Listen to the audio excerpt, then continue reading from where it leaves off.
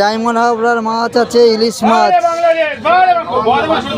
আর উড়িষ্যার ইলিশ 1200 আর 1000 আর 800 টাকা ইলিশ রাজুদার কাছে।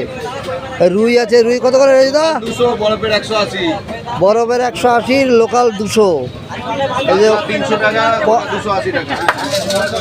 পাবদা 350 পাবদা 350 টাকা রাজুদার কাছে।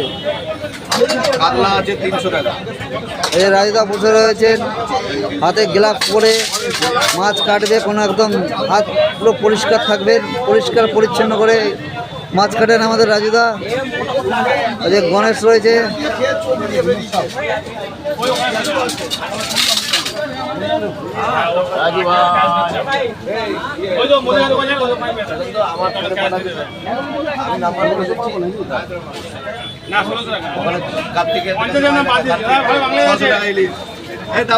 কার্তিক রয়েছে, আমাদের ঝন্টু রয়েছে,